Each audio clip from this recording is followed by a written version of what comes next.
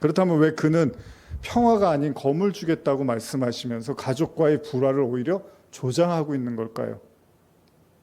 우리가 지금 보고 있는 계시록의 붉은 말을 탄 자에 관한 말씀을 보면 이제 여러분들도 좀 제 의도를 아시겠죠? 제가 왜 그 말들이 말씀을 의미합니다라고 하는지를요. 그러니까 자꾸 뭐 마지막 종말 때 뭔가 무시무시한 전쟁 이렇게만 이해하시면 안 되는 거예요. 예수님이 이미 오셔서 하신 일들이 다 그런 일들이었죠. 그래서 우리가 계시록에서 뭐라 그래요? 철장같이 깨트린다 그러잖아요. 몽둥이로 그릇 깨트리듯이 나도 그런 권세를 받았다고 그런 표현을 쓰시잖아요. 그러니까 예수님이 오셔서 다 깨버리는 거죠. 그러면 전쟁이 일어나면 사람들이 서로 죽이고 난리겠구나 이런 생각만으로 볼 문제가 아니라는 거죠. 지난 역사 속에서 커다란 전쟁은 계속 존재해 왔습니다. 불과 100여 년도 안 된 시간 동안 세계 전쟁은 2차례나 일어났고요. 이제 지금도 이제 3차 대전을 이제 운운하고 있고 정말 일어날 수도 있는 그런 상황까지 와 있습니다. 목전에 있습니다. 언제든지 뭐 핵전쟁이 일어나도 이상하지 않을 만한 이제 상황들이 다 조성이 돼 있고 더군다나 우리나라는 코앞에서 그런 일들이 일어날 수 있는 상황이 있습니다. 근데 제가 누누이 말씀드린 성도한테 중요한 건 목숨이 살고 죽는 문제가 아니라는 거예요. 단순하게. 뭐 전쟁이 나야지만 죽나요? 그냥 지나가다가도 심장마비로도 죽고 교통사고로도 죽고 별의별 일로 사람들이 다 다치고 죽어요. 뭐 명대로 사는 사람도 있지만 그렇지 못한 사람도 아주 많습니다. 그러니까 뭐 전쟁 나서 많이 죽을 거 이게 지금 계시록의 목적이 아니라 인간 개개인에게 주어진 개인의 종말이라는 게 있단 말이죠.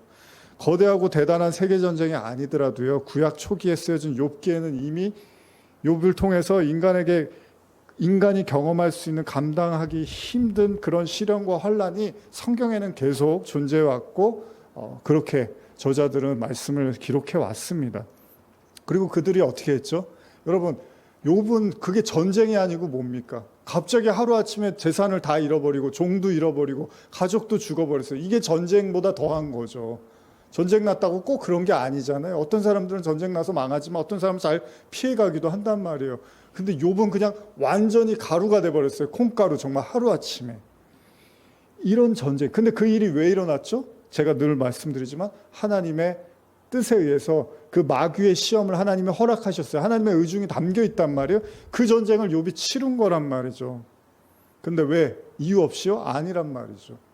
여러분들이 이미 잘 아시지만 욥의 그 마지막 남은 자기의 내가 의롭다고 생각했던 그 의를 향해서 사단이 진멸하기 위해서 다가왔어요. 그런데 그 사단이 하나님이 허락하신 하나님의 의중이 담겨 있었다는 거예요. 나중에야 비로소 이제 욥이 가루가 되고 나서야 하나님은 제 가운데 회개한다는 표현을 쓰죠. 그러니까 욥이 뭐 회개할 게 있었던 게 아니었잖아요. 욥기 시작하면서 여러분 보통 이야기가 어떻게 스토리가 누가 뭔가 큰 잘못을 하고 나서 그 다음에 기승전결이 전개가 돼야 되는데 욥기 일장에선 욥은 굉장히 의로운 자다 이러고 나서 아무 잘못도 없는데 갑자기 들이닥치는 거예요.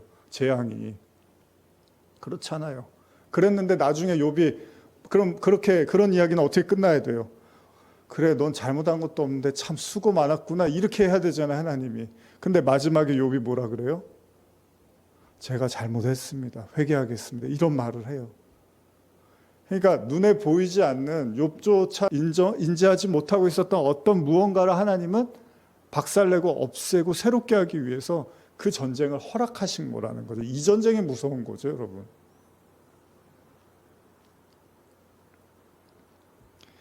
성도의 구원은 그렇게 세계전쟁이 아니더라도 얼마든지 개인이라는 혹은 한 가정이라는 전쟁 속으로 휘말려 갈 수 있고요. 여러분들도 인간과의 관계에서도 엄청난 전쟁을 치룰 수 있다는 겁니다. 여러분 정말 마음이 불편한 사람하고 계속 맞닥뜨려야 되면 이게 전쟁이 아니고 뭡니까?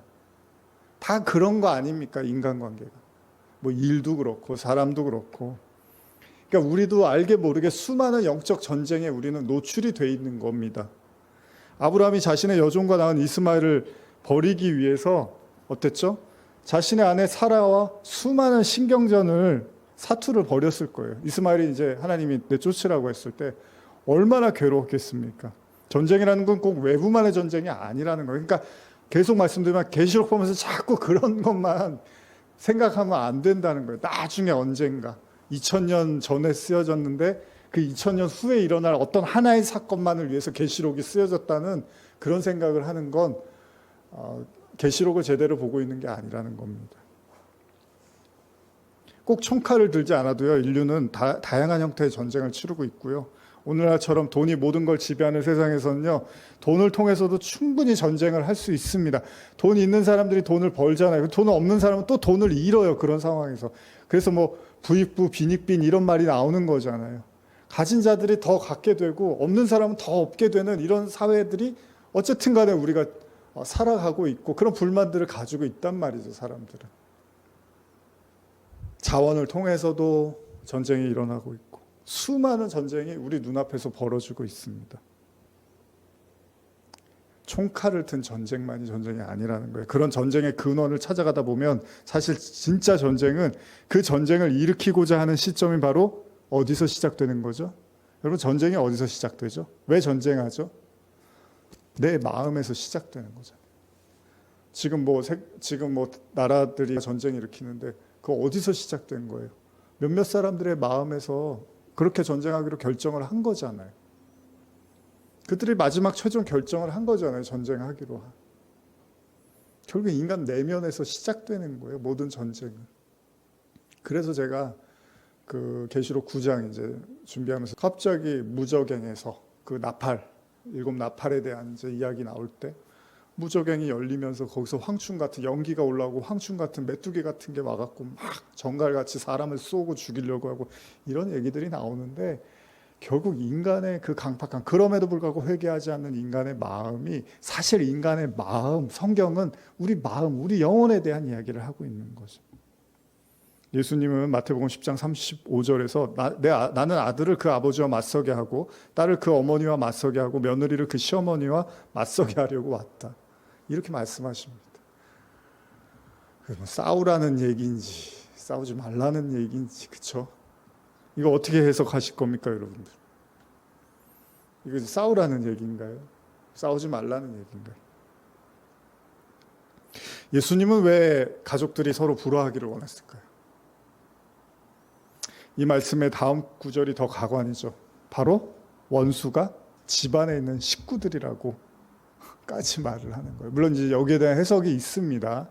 뭐 어떤 분들은 이제 그 성전, 당시 그 눈에 보이는 성전 안에 있는 사람들, 그래서 이제 율법에 그 은혜를 보지 못하고 율법에 빠져 있는 자들에 대한 의미로도 이제 해석을 하는 경우도 있는데, 그냥 우리가 있는 그대로 말씀을 좀 액면으로 본다면 원래 가장 가까운 사람들이 배신하는 법입니다. 예수님은 누구한테 배신을 당하죠? 가룟 유다한테 배신을 당합니다. 주님이 이런 의미로 말씀하신 걸까요? 잘 봐, 제일 가까운 사람이 배신할 거야. 그게 바로 가족 아니겠니? 지금 이런 말씀일까요? 이 난해한 말씀은 다음 구절에서 어느 정도 해소가 되는데요. 한번 이거 읽어보겠습니다. 마태복음 10장 37절에서 38절입니다. 한번 읽어볼까요? 시작. 아버지나 어머니를 나보다 더 사랑하는 자는 내게 합당하지 아니하고 아들이나 딸을 나보다 더 사랑하는 자도 내게 합당하지 아니하며 또 자기 십자가를 지고 나를 따르지 않는 자도 내게 합당하지 아니하니라. 대충 이해가 가시죠? 왜 검을 주러 왔고 왜 불화를 일으키고 화평을 제해해 보려고 했느냐? 쉽게 말하면 하나님보다 가족을 더 사랑하는 것을 주님은 눈뜨고 볼 수 없다는 거예요. 그러니까 우리가 사랑의 주님, 주님은 가정을 너무 사랑하시고 주님은 가정을 너무 지켜주시고 막 이제 이런 감상적으로만, 물론 그래야죠. 그렇게 화목한 가정 사는 게 맞는데, 그런데 화목한 가정이 구원받은 가족은 아니잖아요. 되게 서로 따뜻하게 사는데 우리의 기독교 관점에서 가족들끼리 너무 우애도 좋고 너무 사랑하는데 하나님을 안 믿어. 그럼 우리는 그래도 저렇게 화목하니까 좋지라고 말할 수만은 없는 거잖아요.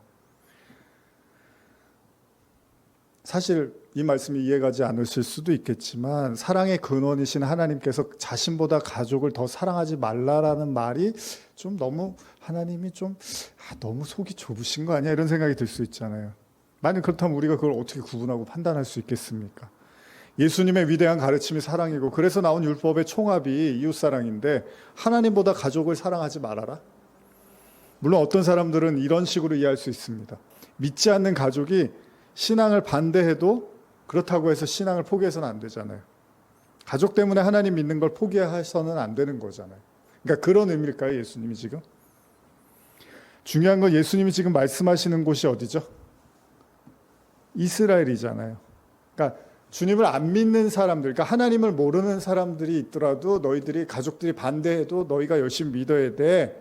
그런 의미라면 반대하는 곳에 가서 그래야 되는데 지금 하나님 믿는 사람들로 가득한 사람들 앞에서 예수님이 이런 표현을 쓰시더라는 거예요.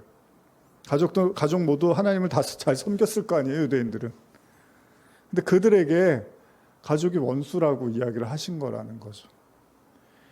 그러니까 이건요, 단순한 신앙으로 인한 가족의 핍박을 의미하는 차원이 아니라, 그러니까 안 믿는 사람들에게 믿는 사람을 핍박하니까 그들하고 화평하게 지내지 마, 이런 차원의 의미가 아니라 더 본질적 의미가 있을 수 있다는 거죠.